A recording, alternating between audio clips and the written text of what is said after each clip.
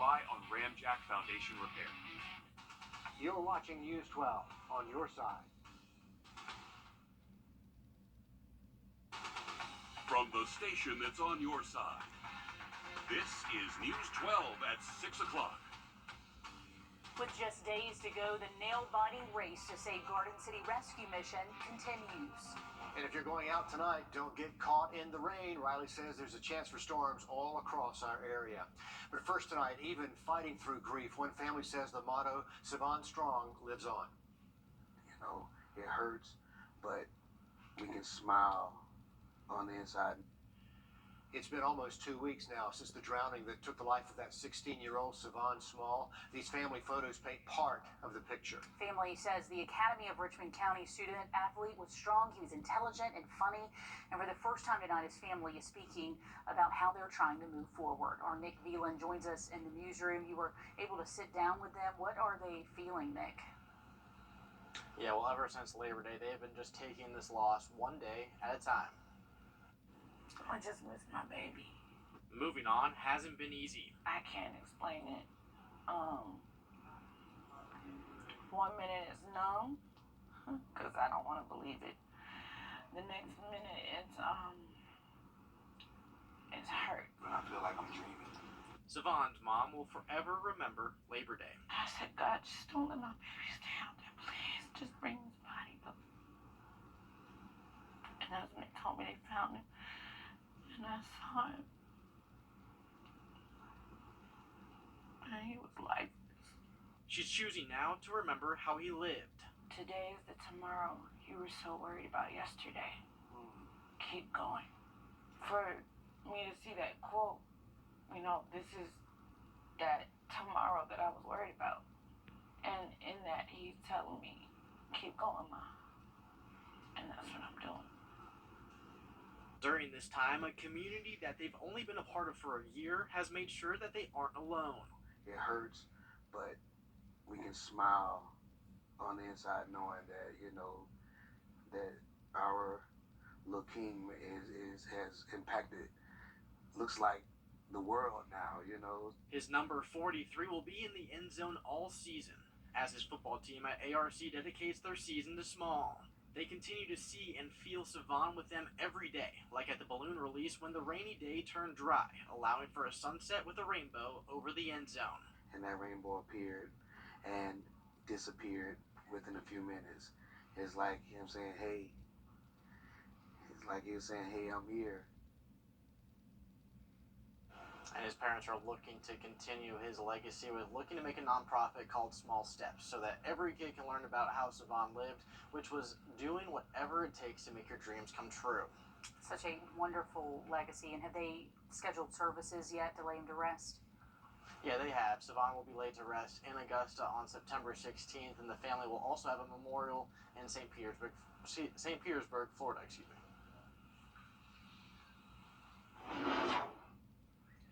Well, the rain has been the big weather for tomorrow. We'll have an update for you coming up in just about 10 minutes.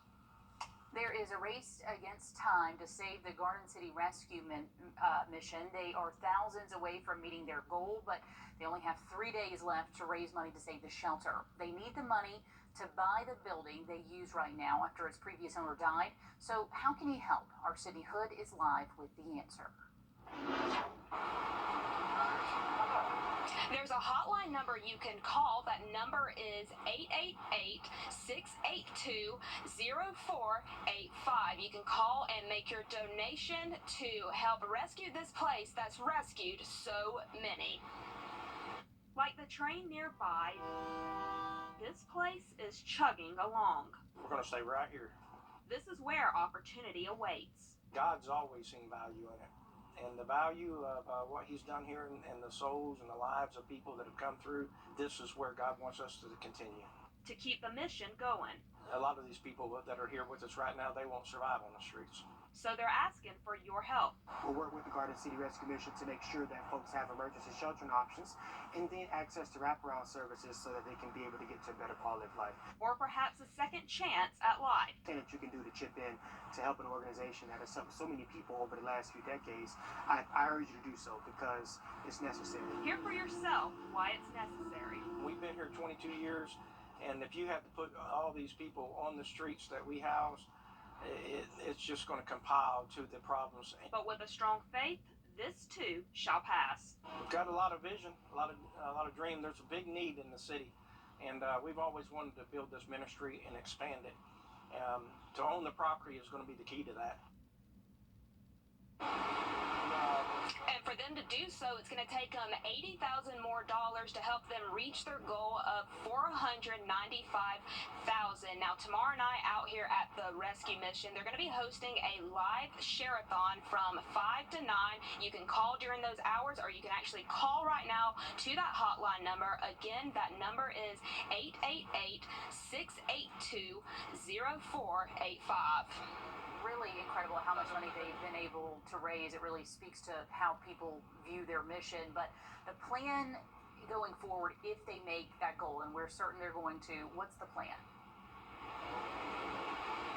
They're actually planning on taking their chapel, which is inside upstairs. They're planning on taking that and moving it next door. They own all this property right here. It's about an acre's worth of property. Planning on demolishing that building right there and building a new chapel in hopes of increasing the number of beds they currently have in here, which is 60, taking that number and increasing it to 100 beds. And we know the community will value that. And looking forward to see all of that again. They need about $80,000, so certainly not too late to donate. Also tonight, we're about 2 months into the Richmond County Sheriff's Office PORT program, which monitors homelessness on private businesses around Washington Road and I-20. That started at 17 businesses, almost doubling to the Sheriff's Office new count of 32. Some are pleased with the work, but for others like Two Boys Pizza and Grill, they've had enough. They're leaving completely. Craig Allison joins us now live from Washington Road. And Craig, you say the interest in joining the program is growing, but the program itself is going through some growing pains as well.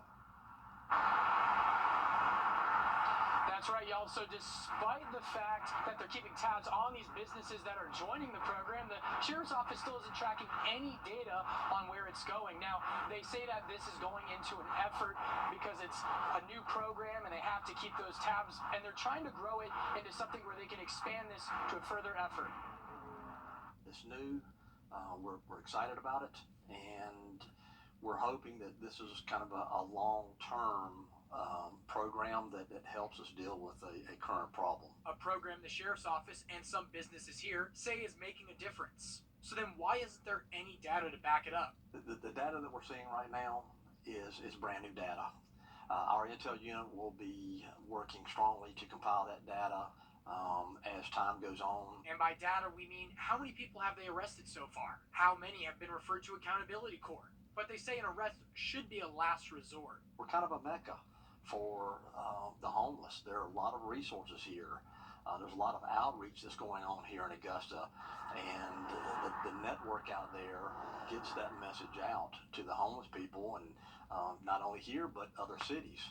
And recently we've had people, come as far away as 4 hours and dropped off at the Salvation Army. Others, like Commissioner Sean Frantum, say this effort still needs more teeth. Augusta's current panhandling ordinance was put in place back in 2006 and only holds a tight grip on the downtown Broad Street district and a small district between Hopkins Street and Laney Walker Boulevard. But the PORT program is just one part of this overall problem that we've been dealing with homeless for, 2 or 3 years now.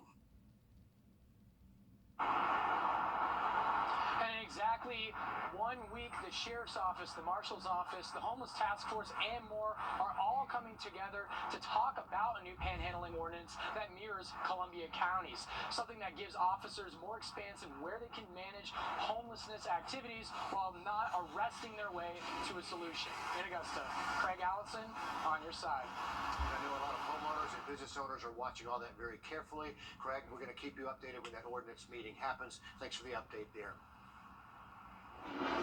Well, let's just into our newsroom. Sheriff of Burke County, Alfonso Williams, at tonight's County Commission meeting in Burke County. Here's a live look there. This comes just 24 hours after a new financial audit report for Burke County confirms what the I-team has been reporting on for almost a year now about the Sheriff's Office and their budget issues. This is developing tonight, and we will be here at this meeting. We'll break in if there's anything urgent. We'll update you online, and also tonight on News 12 at 11. A local realtor who's helped hundreds of families in the CSRA find homes has passed away. According to a Facebook post from Century 21, they have confirmed the loss of Larry Miller. According to their website, Miller founded Century 21 Magnolia, but he started his career back in 1985. Back in 2017, we caught up with Larry, who at that time had 22 national recognition awards after closing between 450 and 900 deals in that single year. His website also says he was a pillar in the community for more than 37 years.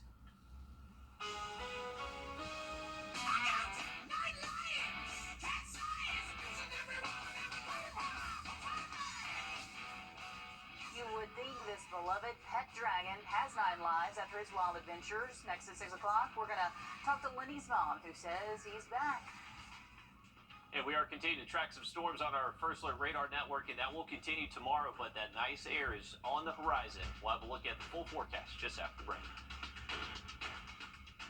Time and temp. Potentially more rain by Sunday. All right, Riley, thanks. Well, look who is back. Some might call this a miracle, but after weeks of searching, this bearded dragon named Lenny is back home. This is like the underdog story of the century. I can't believe we have a happy ending to report here. He was kidnapped after his owner was carjacked a few weeks ago. And when all hope was almost lost, he somehow ended up at the Croc Center in some rocks outside, about a 4-minute drive or half-hour walk from where she was carjacked.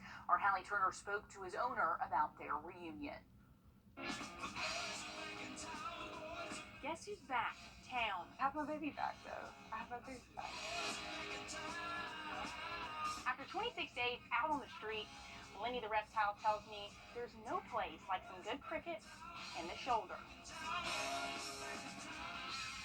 He slept on the seating pad last night, had plenty of crickets and love and veggies this morning, seeming like his normal self. She says this is a fairy tale she wasn't expecting. I had pretty much braced myself and everything that Lenny was gone because, again, survival instincts for these guys are not great. Lenny took Dr. Seuss's quote, "Oh, the places you'll go to a new level." The last moments I saw him, I had a gun hold to my stomach. Ended up getting carjacked, and the guy drove off erratically, and God knows what happened after that. I would love to know if he could tell me. While the community was searching in high and low places. They're like, he's at the Croc Center, it's at Broad Street, you know, it's the exact path that this man took.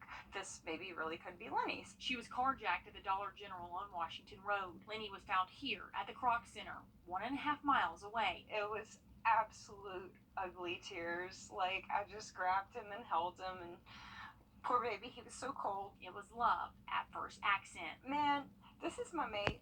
I always talk to him in an Aussie accent. I did get the new dragon. Again tomorrow, then potentially more rain by Sunday. All right, Riley, thanks. Well, look who is back. Some might call this a miracle, but after weeks of searching, this bearded dragon named Lenny is back home. This is like the underdog story of the century. I can't believe we have a happy ending to report here. He was kidnapped after his owner was carjacked a few weeks ago. And when all hope was almost lost, he somehow ended up at the Croc Center in some rocks outside, about a 4-minute drive or half-hour walk from where she was carjacked. Our Hallie Turner spoke to his owner about their reunion.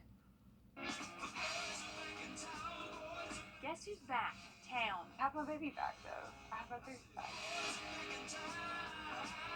After 26 days out on the street, Lenny the reptile tells me there's no place like some good cricket in the shoulder. Slept on the seating pad last night, had plenty of crickets and love and veggies this morning, seeming like his normal self. She says this is a fairy tale she wasn't expecting. I had pretty much braced myself and everything that Lenny was gone because, again, survival instincts for these guys are not great. Lenny took Dr. Seuss's quote, "Oh, the places you'll go to a new level." The last moments I saw him, I had a gun hold to my stomach. Ended up getting carjacked, and the guy drove off erratically, and God knows what happened after that. I would love to know if he could tell me. While the community was searching in high and low places. They're like, he's at the Croc Center, it's at Broad Street, you know, it's the exact path that this man took. This maybe really could be Lenny's. She was carjacked at the Dollar General on Washington Road. Lenny was found here at the Croc Center, 1.5 miles away. It was absolute ugly tears. Like, I just grabbed him and held him, and poor baby, he was so cold. It was love at first accent. Man, this is my mate. I always talk to him in an Aussie accent. I did get the new Dragon, and it's like I've had it for about 2 weeks. I haven't been able to talk to it in an Aussie accent because it just doesn't feel the same. Because it's my Lenny, you know, he understands me only in the Aussie accent. In Augusta, Hallie Turner on your side. And this is a story where really everybody wins. Lauren did offer a $1,000 reward, but the woman who found him told her she didn't want it, and she would love to donate it to the Croc Center. So Lauren says that's exactly what she's doing to help others in need. A great story, just got a little bit better. And Lenny wins too, because apparently she bought another dragon, so Lenny got a girlfriend out of this. Lenny's got a friend at home. We'll see. All right, we're back with more after a break. You're a Cadillac. As Savannah Medicare Specialist, we proudly serve Georgia and South Carolina. For a commitment-free consultation, please give us a call or visit our website, RU64.com. When you've been hurt in an Never took you for a mariachi guy. Really not a huge fan, but seems to be all of us do these days. RU64.com. Who are you talking to? On your sideline, sports brought to you by the Hawk Law Group. We're 4 weeks into the high school football season, and so far our local teams have had no problem lighting up the scoreboard. So without any further ado, it's time for the Under the Lights Top 5 Plays of the Week. Coming in at number 5, Evans hosting Burke County. The Bears are going deep, but Onterion Moore had that receiver covered like a blanket right before bedtime. That was Evans' second INT of the first half. We'll be coming back to this game in just a few seconds, but before we do, number 4, Glenn Hills and Josie. It's Spartans ball. Cayman Edgar lets it loose downfield and finds his man, Keontae Buchanan, who makes a nice diving catch by the sidelines. Glenn Hills went on to win their first game of the season, 12-8. Number 3, let's get back over to Evans, where Burke County's Jeremy Richardson stole the show. He was a menace in this game. This 73-yard rushing touchdown was the first of his 2 big scores that helped Burke County remain undefeated, 29-14. Number 2, Hephzibah taking on Tatnall County. The Rebels quarterback, J.J. Grant, keeps it on the option, works his way upfield, and then hits the defender with the truck stick. Grant's out here playing Madden while also pushing Hephzibah to 3-1 on the season. Our Under the Lights Play of the Week comes to us from that crazy game between Midland Valley and Harlem. The Bulldogs call a fake punt. State championship pitcher Will Holder connects with Baylor Davis to have 2 defenders miss in the open field and then walks in for the touchdown. However, Midland Valley went on to win this game 42-35, improving to 4-0 for the first time in school history. Good stuff, Dan. Thanks so much. The future of science in the hands of our next generation now.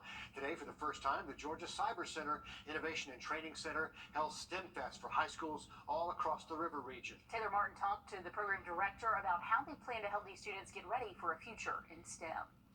Today's STEM Fest brought together 100 students at the Georgia Cyber Innovation and Training Center for schools across the CSRA to learn and engage in all things STEM and cyber. It's a great, diverse group of students here that are all interested in the STEM area, and they want to go into cybersecurity, so we thought we would bring them here today and to learn more about that. Students participated in Capture the Flag, heard from speakers at Fort Eisenhower, and learned about different careers in the STEM field. I just hope I can learn how to develop the right mindset to get into new things and find the most optimal way on how to dive into coding. For Nathaniel Childs, it's an exciting day to learn about what the future could hold for his career. Oh, it feels great. This is actually my first time ever going to something like this. It just feels like a very great opportunity to learn about computer science and programming. In partnership with Augusta University, Augusta Tech, Fort Eisenhower, and many more, the Georgia Cyber Center says as STEM Fest grows and reaches more students, they hope to help fill the gap in the STEM workforce. There are so many jobs that are available, and these students are excited about cybersecurity.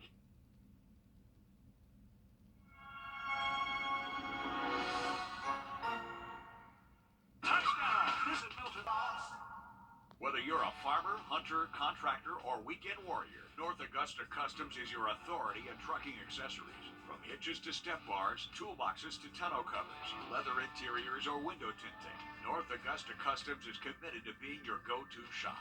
Your exclusive dealer of spray-on bed liners and truck gear accessories by Lighthouse, both backed by a nationwide lifetime warranty. North Augusta Customs, located just across the river on Jefferson Davis Highway and on nacustoms.com. Hey guys, it's Anna Christina for Roof Savers. I've been telling you about roof rejuvenation and how it can save you big money without having to go through the hassle or big expense of roof replacement. Roof rejuvenation from Roof Savers can add 5 to 15 years of life to your existing roof with their lab-tested, bio-based treatment. My husband and I had it done at our home, and every time my husband pulls into our driveway, he can't stop talking about how great our roof looks.